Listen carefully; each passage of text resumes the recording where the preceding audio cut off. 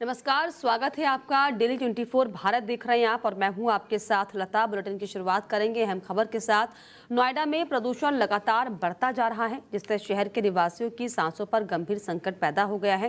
Delhi NCR की जहरीली हवा के कारण आम लोग विशेष रूप से असहज महसूस कर रहे हैं और श्वसन संबंधी परेशानियों का सामना कर रहे हैं। आज नोएडा का एयर क्वालिटी इंडेक्स AQI यानी कि 334 तक पहुंच गया, जो स्वास्थ्य के लिए बेहद खतरनाक स्तर माना जाता है।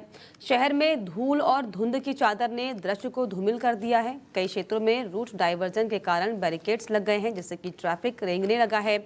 धीमी गति से चलती गाड़ियों के धुएं ने प्रदूषण में और इजाफा किया। विशेषज्ञों का कहना है कि बच्चों, बुजुर्गों और सांस की बीमारी से पीड़ित लोगों को बाहर निकलने से बचना चाहिए और सार्वजनिक स्थानों पर मास्क या फिर उपयोग करना चाहिए। प्रशासन ने अलर्ट जारी कर दिया है और प्रदूषण को नियंत्रण करने के लिए कड़े कदम उठाने की तैयारी की जा रही है। सफाई कर्मियों और यातायात पुलिस को विशेष निर्देश दिए गए हैं कि वे धूल फैलाने वाले क्षेत्रों में सतत निगरानी रखें। तो ट्रैफिक जाम से प्रदूषण और ज़्यादा बढ़ता हुआ दिखाई पड़ रहा है। AQI 334 के पार हो चुका है और मुश्किलें वो हो रही हैं, क्योंकि दम घोटू जैसा माहौल हो गया है। ट्रैफिक जाम एक बड़ी समस्या अब बन रहा है, जिसकी वजह से प्रदूषण बढ़ता हुआ दिल्ली NCR में कई जगह पर पराली भी जलाने के केसेस सामने आए हैं। और इसी पर ज़्यादा जानकारी के लिए मेरे सहयोगी अरबाज मेरे साथ जुड़ गए। अरबाज, जिस तरीके से हालांकि थोड़ी राहत ज़रूर मिली थी दिल्ली NCR में, AQI लेवल घटा था, लेकिन एक बार फिर से अब ट्रैफिक की वजह से, पोल्यूशन की वजह से AQI लेवल बढ़ता हुआ दिखाई पड़ रहा है। क्या जानकारी? बिल्कुल लता, देखिए मैं बात करूं, जब लोग सुबह सोकर उठे थे तो उनको लगा कि ठंड वापस आ गई है और कोहरा है, लेकिन वो कोहरा नहीं था, वो धुंध थी। आप देखेंगे नोएडा को एक तरीके से धुंध ने चादर उड़ा दी है। तो कहीं ना कहीं जो लोग हैं वहाँ के रहने वाले, उनको सांस लेने में बहुत ज्यादा प्रॉब्लम हो रही है। जी बिल्कुल, हालांकि सांस लेने में प्रॉब्लम हो रही है। और जिस तरीके से अगर हम आज की सुबह की बात करें, अरबाज, जिस तरीके से सुबह सुबह जब मौसम खिला तो वाकई ऐसा लगा कि क्या ये जो चक्रवाती तूफान देश के अलग राज्यों में जो आने वाला है, क्या उसका अलर्ट है, क्या ये वाकई मौसम खराब हो रहा है? लेकिन जिस तरीके से जो चुभन आंखों में महसूस हुई, तब कहीं ना कहीं समझ आया कि दरअसल ये स्मॉग है और प्रदूषण की वजह से बड़ा है। इसको लेकर अब किस तरीके से निर्देश दिए जा रहे हैं, क्योंकि अभी थोड़ी सी राहत जरूर मिली थी, लेकिन अब एक बार फिर से ये मौसम बदलता हुआ स्मॉग दिखता हुआ दिख रहा है। बिल्कुल लता, देखिए मैं बात करूं दिशा निर्देश की जो दिए गए हैं या जो दावे हैं शासन के प्राधिकरण के, वो एक तरीके से फेल होते नजर आते हैं। क्योंकि ये लोग पहले कहते हैं कि हमने सारी व्यवस्था तैयार कर रखी है, लेकिन जो दिवाली के बाद से जो प्रदूषण पहला था 400 पार हो गया था, रात को शाम होते होते वो 600 पार हो जाता था। लेकिन 2 दिन पहले कहीं ना कहीं ये थम गया था, लेकिन आज 334 पार हो चुका है और अनुमान लगाया जा रहा है कि शाम होते होते ये लगभग 600-400 कुछ पार कर जाए। आपको बता दूं, जो नोएडा प्राधिकरण ने आदेश किए हुए हैं कि जो खुले में कोयला जलता है उसको न जलाएं, जो डीजल से ये जलते हैं डीजल से ट्रांसफार्मर वगैरह या जो कूड़ा करकट जलाते हैं बाहर रोड पर, उसको न जलाएं। तो कहीं ना कहीं माना जा सकता है कि प्राधिकरण भी अपनी पूरी तैयारी इस वक्त कर रहा है और एक टीम का भी गठन किया गया है, जो ऐसे बाहर कूड़ा जला रहे हैं या कोयला जला रहे हैं, उन पर सख्त कार्रवाई की जाएगी। जी चलिए, सख्त कार्रवाई होगी। बहुत शुक्रिया आपका अरबाज, तमाम जानकारियों के लिए, तमाम बातचीत के लिए। तो आपको बता दें कि लगातार AQI लेवल एक बार फिर से बढ़ता हुआ, हालांकि बीच में थोड़ी सी राहत ज़रूर मिली थी कि AQI लेवल कम हो गया था, लेकिन अब जिस तरीके से जो स्मॉग दिखाई पड़ रहा है, ये वाकई चिंता का विषय है, क्योंकि धूल और धुंध से पूरा जो शहर है वो ढका हुआ दिखाई पड़ रहा है। मुजफ्फरनगर पुलिस इन दिनों सोशल मीडिया पर अपने VIP मेहमान नवाजी को लेकर चर्चा में है। एक वायरल वीडियो में दुष्कर्म के आरोपी को जेल भेजे जाने से पहले पुलिस थाने में गद्दे पर बिठाकर एनर्जी ड्रिंक पिलाई जा रही है। ये वीडियो अब सोशल मीडिया पर तेजी के साथ फैल रहा है। मामला चरथावल कोतवाली क्षेत्र के कुटेसरा गांव का बताया जा रहा है। आरोपी युवक फरदीन बसपा नेता का पुत्र है, जिसे पुलिस ने गांव के घर से गिरफ्तार किया था। वीडियो में पुलिसकर्मी आरोपी के साथ बेहद ही नरमी से पेश आते दिख रहा है। बताया जा रहा है कि ये वीडियो आरोपी को जेल से ले जाने से पहले का है। वीडियो में फरदीन को लग्जरी ट्रीटमेंट मिलते हुए देखा जा सकता है। गद्दे पर आराम से बैठा आरोपी एनर्जी ड्रिंक पी रहा है और पुलिसकर्मी उसके आसपास मौजूद हैं। गांव के ही युवक ने ये वीडियो अपने इंस्टाग्राम ID पर अपलोड किया, जिसके बाद ये मामला वायरल हो गया है। स्थानीय लोगों ने पुलिस पर पक्षपात का आरोप लगाया और कार्रवाई की मांग की है। फिलहाल उच्च अधिकारी वीडियो की सत्यता की जांच कर रहे हैं। तो बसपा नेता का बेटा दरअसल आरोपी निकला, इसको लेकर जो है जांच हो रही है। वीडियो सोशल मीडिया पर लगातार वायरल हो रहा है। तो मुजफ्फरनगर पुलिस की मेहमान नवाजी जो है वो सोशल मीडिया पर वायरल, दुष्कर्म आरोपी को वीवीआईपी ट्रीटमेंट दिया जा रहा है। इसी पर ज़्यादा जानकारी के लिए मेरे सहयोगी मुजफ्फरनगर से कुलदीप जुड़ गया। कुलदीप, क्या ये पूरा मामला जिसमें वीवीआईपी ट्रीटमेंट की बात हो रही है? देखिए, मैं आपको बताना चाहूंगा, ये सारा मामला जनपद मुजफ्फरनगर की चरथावल कोतवाली क्षेत्र के अंतर्गत गांव कुटेसरा का है, जहां पर एक युवक जो बहुजन समाजवादी पार्टी का नेता जिसका नाम फरदीन है, वो एक मोहल्ले गांव के ही एक के घर में पकड़ा गया था, जिसके चलते ग्रामीणों ने उसको पुलिस को पकड़ सौंपा था। वहीं उसकी पीड़िता की तहरीर पर चरथावल कोतवाली में रेप का मुकदमा लिखा गया था, जिसके चलते पुलिस ने कार्रवाई करते हुए युवक को हिरासत में ले लिया। और उसके बाद जब पुलिस को थाने ले आने लगी, जेल ले आने लगी, तो जेल जाने से पहले उसको गद्दे पर बिठाकर एनर्जी ड्रिंक पिलाई गई। और उसका एक वीडियो भी जो ग्रामीण है, जो गांव का एक युवक है, उसने सोशल मीडिया पर वायरल कर दिया गया। वही वीडियो वायरल होते ही पुलिस हरकत में आई, पर अभी तक जो पुलिसकर्मी थे जो वीआईपी ट्रीटमेंट दे रहे थे, अभी तक उन पर कोई कार्रवाई नहीं हुई है। जी बिल्कुल। ऐसे में जो पुलिस के आला अधिकारी वो उस पर क्या कुछ प्रतिक्रिया दे रहे हैं, क्या कुछ कह रहे हैं इस पूरे एक्शन पर? देखिए, मैं आपको बता चुका हूँ कि अभी तक पुलिस का कोई भी अधिकारी वो जो वायरल फोटो हो रहा है उसकी जांच में जुटे हैं। और अभी तक जो पुलिसकर्मी थे जो उसको आरोपी जेल ले जा रहे थे, अभी तक उसको कोई कार्रवाई नहीं हुई है। जी चलिए, फिलहाल जो है कोई कार्रवाई नहीं हुई है, लेकिन वाकई बहुत ज़्यादा शर्मनाक जिस तरीके से दुष्कर्म के आरोपी को जो है इस तरीके से वीआईपी ट्रीटमेंट दिया जा रहा है। ये वीडियो अब सोशल मीडिया पर जमकर वायरल हो रहा है, जिस पर सवाल भी तमाम खड़े हो रहे हैं। बहुत शुक्रिया आपका कुलदीप, तमाम जानकारियों के लिए, तमाम बातचीत के लिए। तो आपको बता दें कि आरोपी को गद्दे पर बिठाकर जो है एनर्जी ड्रिंक पिलाई जा रही है। एक जो है ट्रीटमेंट वीआईपी का दिया जाता है वो दिया जा रहा है। बसपा के नेता के बेटा दरअसल के रूप में पहचान हुई है और तस्वीरें भी आपके सामने देखिए किस तरीके से जो है पुलिस, जिसको आरोपियों के खिलाफ जो है सख्त होना चाहिए, सख्त दिखना चाहिए, वो किस तरीके से जो है दोस्ती और याराना निभाते हुए दिखाई पड़ रहे हैं। तस्वीरें आपके सामने जिसमें एनर्जी ड्रिंक आरोपी को बिठाकर आराम से जो है वीआईपी ट्रीटमेंट पुलिस की तरफ से दिया जा रहा है। संभल में फिल्म संभल फाइल्स के निर्माता अमित जानी को बम से उड़ाने की धमकी मिली है। बताया जा रहा है कि ये धमकी उन्हें एक कश्मीरी नंबर से मिली है, जिसमें कॉल करने वाले व्यक्ति ने खुद को शब्बीर बताया। ये धमकी भरा फोन तब आया जब अमित जानी रामपुर से संभल की सीमा में प्रवेश कर रहे थे। कॉल करने वाले ने कहा कि तुम वही हो जो उदयपुर और संभल फाइल्स जैसी फिल्में बना रहे हो और अब बिहार चुनाव में बीजेपी के प्रचार में जा रहे हो। बिहार में तुम्हारी डिफेंडर को बम से उड़ा देंगे, ये कहकर फोन काट दिया गया। धमकी मिलने के बाद अमित जानी ने तत्काल संभल एसपी को शिकायत पत्र देकर धमकी देने वाले व्यक्ति पर सख्त कार्रवाई की मांग की। उन्होंने इस घटना की जानकारी गृह मंत्रालय को भी दी है। पुलिस ने मामले की गंभीरता को देखते हुए जांच शुरू कर दी है और कॉल के स्रोत की ट्रेसिंग भी कराई जा रही है। अमित जानी आगामी बिहार विधानसभा चुनाव में 1 से 8 नवंबर तक बीजेपी प्रत्याशियों के समर्थन में प्रचार करने वाले हैं। साथ ही वो संभल के दंगों पर आधारित फिल्म संभल फाइल्स का निर्माण कर रहे हैं, जिसके शूटिंग की तैयारी चल रही है। धमकी भरे कॉल के बाद सुरक्षा एजेंसियों को भी अलर्ट मोड पर रखा गया है। देखिए, जब मैं रामपुर से संभल में आ रहा था तो जब मैंने बिलारी क्रॉस किया, संभल में प्रवेश किया, तो मुझे एक फ़ोन आया और शब्बीर कोई व्यक्ति था जो कश्मीर से बात कर रहा था, कश्मीरी का ही नंबर है वो। उसने कहा कि ये संभल फाइल तुम बना रहे हो? तो मैंने कहा हाँ मैं ही बना रहा हूँ। और उदयपुर फाइल तुम नहीं बनाई है? मैंने कहा हाँ जी मैं नहीं बनाई है। तो कह रहा अब तुम बिहार जा रहे हो, तुम्हें बिहार में ही जो है बम से उड़ाएंगे डिफेंडर सहित, अब तुम बच के दिखाना, तुम्हें हम फिल्म बनवाएंगे, तुम्हारी फिल्म बनाएंगे। ये धमकी मुझे आई तो मैंने तुरंत जो है उस धमकी का संज्ञान लेते वो नंबर जिससे मुझे धमकी आई, उस नंबर को गृह मंत्रालय भारत सरकार को दे दिया। और हमारे जो सीआरपीएफ के जो कमांडर हैं, तो हमारा वीआईपी सेल है सुरक्षा का, उसको दे दिया। और जो एसपी साहब हैं उनको भी मेल कर दिया है इस आईडी पे कि इस पे मुकदमा कायम करके और इसको पकड़ो, गिरफ्तार करो, इससे पूछो तो सही कम से कम कि इसका बम से उड़ाने का क्या प्लान है। हो सकता है धमकी जो है वो गंभीर हो और वाकई में जो है कुछ लोग तो भौंकते भी हैं और काटते भी हैं।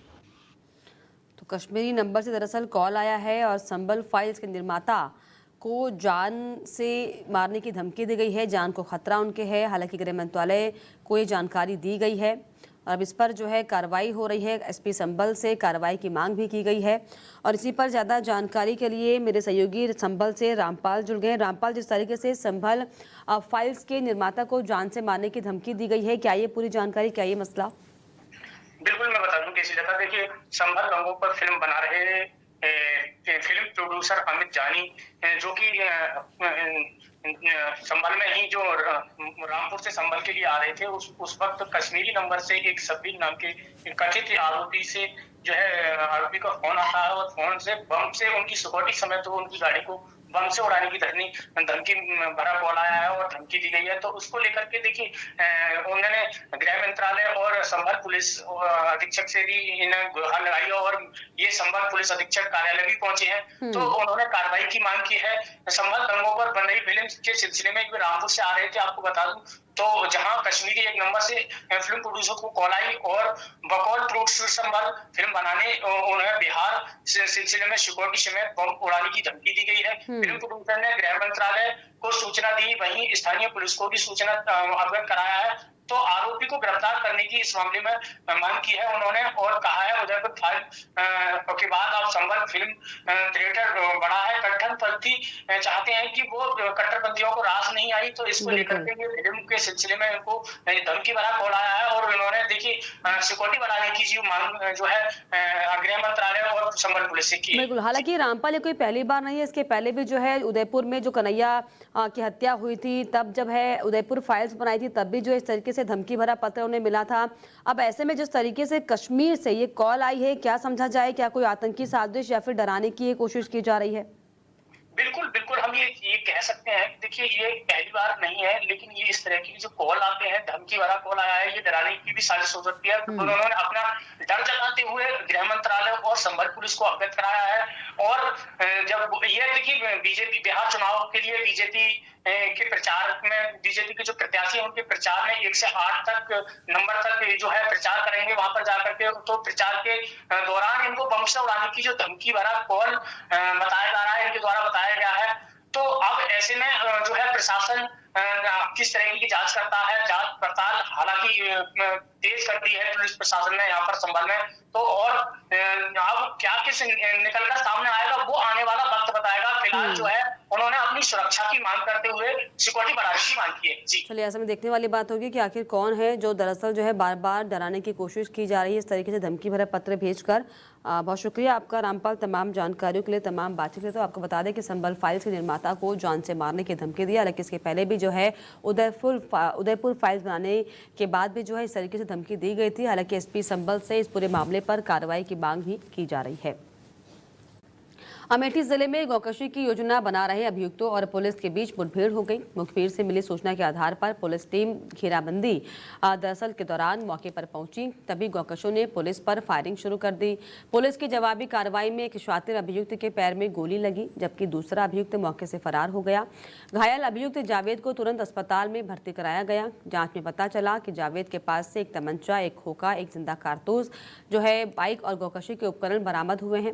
मुठभेड़ में घायल अभियुक्त पर कोतवाली, जगदीशपुर में गैंगस्टर, एनडीपीएस और गोवध निवारण अधिनियम समेत दर्जनों मुकदमे पहले से दर्ज हैं। पुलिस अब फरार अभियुक्त की तलाश में जुटी हुई है और दोनों अभियुक्तों के खिलाफ अग्रिम विधिक कार्रवाई अमल में लाई जा रही है। घटना जगदीशपुर कोतवाली अंतर्गत गोरहपुरवा और नयापुरवा के जंगल क्षेत्र की बताई जा रही है। बलिया पुलिस को बड़ी सफलता हाथ लगी है। आपको बताएं कि पुलिस अधीक्षक के निर्देशन में अपराध एवं अपराधियों के खिलाफ चलाए जा रहे अभियान के तहत एसओजी टीम, थाना उम्भाव और थाना भीमपुरा पुलिस ने संयुक्त कार्रवाई करते हुए हत्या और लूट की घटनाओं में वांछित 50,000 रुपए के इनामी बदमाश को मुठभेड़ में गिरफ्तार किया। 21 अक्टूबर की रात पुलिस टीम चेकिंग कर रही थी, तभी एक संदिग्ध मोटरसाइकिल पर सवार 2 व्यक्तियों को रोकने का इशारा किया गया। मोटरसाइकिल सवार पुलिस को देखते ही भागने लगे और पीछा करने पर पुलिस पार्टी पर फायरिंग कर दी गई। जवाबी कार्रवाई में पुलिस की गोली लगने से बदमाश विकास सोनकर पुत्र बाबूलाल निवासी बहरज थाना बहरज जनपद देवरिया के दोनों पैरों में गोली लगी है, जबकि उसका एक साथी अंधेरे का फायदा उठाकर भाग गया। पूछताछ में खुलासा हुआ कि विकास सोनकर ने अपने साथियों के साथ 16 सितंबर 2025 को महिला अध्यापिका आराधिका वर्मा से चेन छीनी थी और उसी दिन जो है साहूपुर में अध्यापक एवं अध्यापिका से लूटपाट की गई थी, जिसमें देवेंद्र यादव की गोली मारकर हत्या कर दी गई थी। घायल बदमाश का इलाज सदर अस्पताल बलिया में चल रहा है। पुलिस ने उसके कब्जे से एक तमंचा, 3 कारतूस, एक सुपर स्प्लेंडर मोटरसाइकिल और लूट के पैसों में से 2150 रुपए बरामद किए। आरोपी फरार की जो है तलाश की जा रही है और आगे की विधिक कार्रवाई हो रही है। दिनांक 21 अक्टूबर 2025 को मलेरा रोड, थाना उभाव, थाना भीमपुरा और एसओजी टीम के द्वारा चेकिंग की जा रही थी। एक संदिग्ध मोटरसाइकिल मलेरा रोड पर आ रही थी, उसको रोकने का प्रयास किया। उसने न रुक करके वापस घूमी और उसने पुलिस पर उसके हत्या करने के प्रयास के इरादे से गोली चलाई, जिसमें पुलिस बच गई बाल और साथ ही साथ आत्मरक्षात्मक कार्रवाई करते हुए उस बदमाश के दोनों पैरों में गोली लगी है। उसको तत्काल उपचार हेतु प्राथमिक स्वास्थ्य केंद्र भेजा गया। साथ ही साथ पूछताछ में उसने अपना नाम विकास सोनकर। संभल में प्रशासन ने बड़ी कार्रवाई करते हुए करीब 27 बीघा सरकारी जमीन को अवैध कब्जे से मुक्त कराया। सरकारी मूल्य के अनुसार ये भूमि लगभग 28 करोड़ रुपए की बताई जा रही है, जिस पर लंबे समय से अवैध रूप से खेती की जा रही थी। सोमवार को प्रशासन ने बुलडोजर चलवाकर अवैध खेती को पूरी तरीके से तहस नहस कर दिया। मामला संभल के शेरखां सराय क्षेत्र का है, जहां पर श्रेणी 6 की ये भूमि वर्षों से लोगों के कब्जे में थी। तहसील प्रशासन को शिकायत मिलने के बाद राजस्व टीम ने जांच की तो जमीन पर अवैध कब्जा पाया गया। इसके बाद तहसीलदार धीरेन्द्र कुमार सिंह भारी पुलिस बल और बुलडोजर के साथ मौके पर पहुंचे और कब्जा हटवाने की कार्रवाई शुरू की गई। प्रशासन ने अवैध खेती को नष्ट कर भूमि को सरकारी रिकॉर्ड में पुनः दर्ज कराया। इस दौरान मौके पर मौजूद एक महिला ने स्वयं को बटाईदार किसान बताते हुए खेती न उजाड़ने की गुहार लगाई, लेकिन प्रशासन ने किसी की बात न मानते हुए जमीन को पूरी तरीके से कब्जे से मुक्त करा दिया। तहसीलदार ने कहा कि पूरी कार्रवाई की रिपोर्ट जिलाधिकारी को भेजी जाएगी।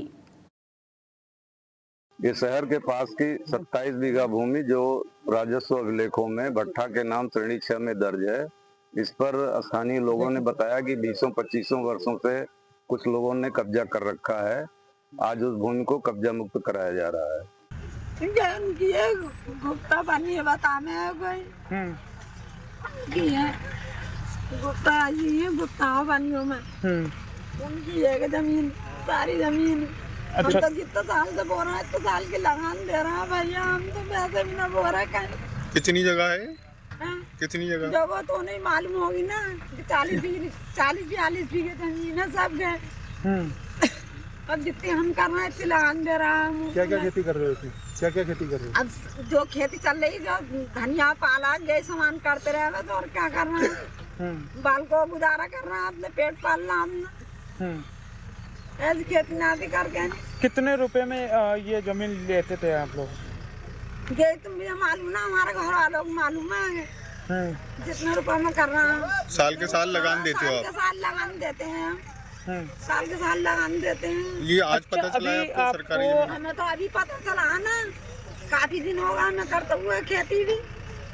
अभी आपकी अधिकारियों से बात हुई, इनसे तहसीलदार साहब से, क्या कह रहे हैं वो तो कुछ ना घर हटाना सरकारी है जाओ। संभल जिले के गांव एंतोली में अवैध मिट्टी खनन पर प्रशासन ने बड़ी कार्रवाई की है। प्रशासनिक टीम ने मौके से 2 डंपर जब्त किए, जो कि बिना अनुमति के खनन में उपयोग किए जा रहे थे। जानकारी के अनुसार गांव में फावड़े से सीमित मात्रा में मिट्टी निकालने की अनुमति थी, लेकिन वहां पर जेसीबी मशीन से गहराई तक खुदाई की जा रही थी। इस अवैध खनन से खेतों में करीब 12 फीट तक गड्ढे बन गए, जिससे कृषि भूमि को भारी नुकसान पहुंचा है। मामले की सूचना पर चंदौसी तहसील के एसडीएम ने टीम के साथ छापा मारा और मौके से एक डंपर पकड़ा गया, जबकि दूसरा डंपर बाद में बरामद किया गया। प्रारंभिक जांच में सामने आया कि खनन करने वाले आरोपी जिले के अलग अलग इलाकों से हैं और ज्यादातर सफाई पृष्ठभूमि के बताए जा रहे हैं। प्रशासन ने इन सभी के खिलाफ सख्त कार्रवाई की बात कही। अवैध खनन पकड़े जाने के बाद जिलाधिकारी डॉक्टर राजेंद्र पेंसिया ने जिले में चल रहे सभी 66 खनन स्थलों की जांच के आदेश जारी कर दिए गए। उन्होंने कहा कि किसी भी स्तर पर अवैध गतिविधि बर्दाश्त नहीं की जाएगी। वहीं स्थानीय व्यक्ति हुकुम सिंह ने बताया कि अवैध खनन से गाँव की जमीनें बर्बाद हो रही हैं और किसानों को भारी नुकसान उठाना पड़ रहा है। एतोल ग्राम में रात्रि में मुझे व्हाट्सएप के माध्यम से लगभग 12 बजे सूचना मिली थी और मैंने तभी तुरंत कप्तान साहब से बात की और रात्रि में मैंने एसडीएम साहब से बात की और संबंधित जो सीईओ हैं, एसओ हैं, तहसीलदार हैं, उन सभी को मौके पर भेजा। तो उस समय तो मात्र एक डंपर पकड़ा गया था रात्रि में और एक डंपर बाद में पकड़ा गया था, लेकिन जो अवैध खनन जिस घाटे का हुआ उस पर हमने अर्थदंड लगाया है, उसकी जो स्वीकृति थी वो निरस्त की है और इसी के आधार पे कुल हमारे यहाँ लगभग 66 जगह पे पूरे जनपद के अंदर अलग अलग मिट्टी की परमिशन अभी तक मेरे द्वारा दी गई थी। तो हमने 100% का वेरिफिकेशन करा रहे हैं। तो यदि कहीं पर भी 1.9 मीटर से अधिक खनन हुआ है, दूसरा 10% बॉर्डर लाइन यदि उसने नहीं छोड़ी है और तीसरा फावड़े से न करके यदि जेसीबी से खनन किया है, केवल 4 जगह परमिशन जेसीबी से है और जहाँ ईसी जिसकी ईसी होती है और 6 जगह पे जहाँ से भी जेसीबी भी खनन हुआ है हम 100% उनको कैंसिल करेंगे, 100% के ऊपर अर्थदंड लगाएंगे यदि किसी भी प्रकार की कोई अनियमितता। हुकुम सिंह, ये कौन सी जगह है? ये एतोल की जगह है। एतोल की। यहाँ पर रात में अधिकारियों ने छापेमारी की है। हाँ। तो क्या क्या पकड़ा है यहाँ पर? एक डंपर पकड़ा है बस। कितने दिनों से यहाँ खनन चल रहा था? दीपावली से 2 दिन पहले चला है और जो 2 बंद होने के बाद चला है रात से और दिन में। अच्छा। फिर उससे तो रात पकड़ी गए। अच्छा, रात पकड़े गए। हाँ। तो क्या क्या पकड़ा है? वही पकड़ा गया है एक डंपर इनसे और जो आदमी है वो पकड़े गए हैं। अच्छा, कितने आदमी होंगे लगभग? लगभग हैं 4-5 दिखे मेरे। 4-5 आदमी पकड़े गए। दिवाली की रात जब पूरा सहारनपुर जगमगा रहा था उस वक्त जो है सरसावा क्षेत्र में खौफनाक वारदात की साजिश रची जा रही थी। राधा स्वामी कॉलोनी के निवासी अमित उर्फ काला को की लोहे की रॉड और सरी से बेरहमी से हत्या कर दी गई। दिवाली की खुशियों के बीच हुए इस हत्याकांड ने पूरे जिले को हिलाकर रख दिया। वारदात के बाद इलाके में दहशत फैल गई और स्थानीय लोगों में गुस्सा था। मृतक के घर पहुंचे भारतीय किसान यूनियन टिकैत के प्रवक्ता चौधरी राकेश टिकैत ने भी पुलिस की कार्रवाई पर नाराजगी जताई थी। पुलिस के लिए ये केस बड़ी चुनौती बन गया था, लेकिन अब हत्या की गुत्थी लगभग सुलझ गई है। पुलिस ने अब तक कुल 8 आरोपियों को इस पूरे मामले में गिरफ्तार कर लिया, जबकि एक फरार आरोपी की जाँच की जा रही है।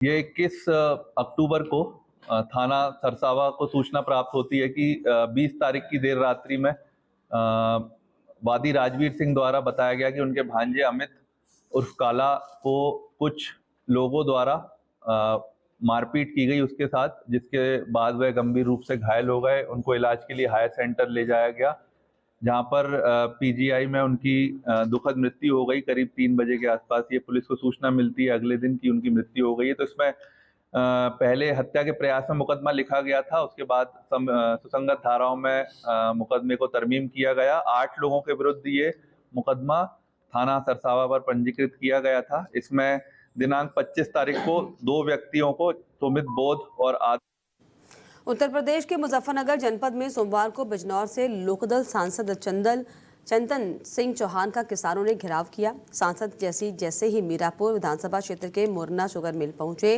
नाराज किसानों ने मिल के विस्तारीकरण को लेकर जमकर हंगामा किया।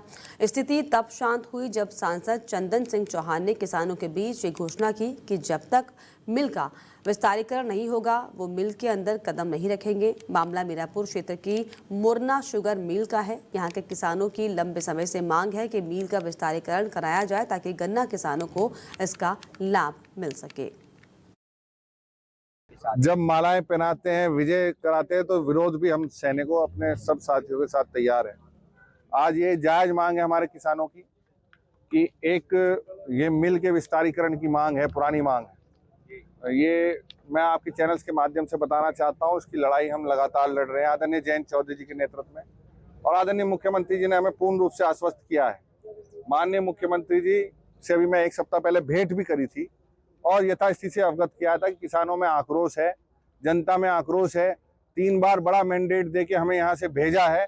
अब सिवाय हमें प्रूफ करने के और कोई रास्ता नहीं बचा है। सांसद जी का घेराव यूं करा कि सांसद जी कई दफा वादा करके जा चुके हैं यहाँ से कि हमारा मिल विस्तारीकरण का बड़ा करने का, और होता नहीं घोषणा हो जा। इसलिए किसानों में इतना रोष है। अगर अब की बार भी हमारी चीनी मिल बड़ी नहीं तो सांसद जी के लिए द्वार बंद है।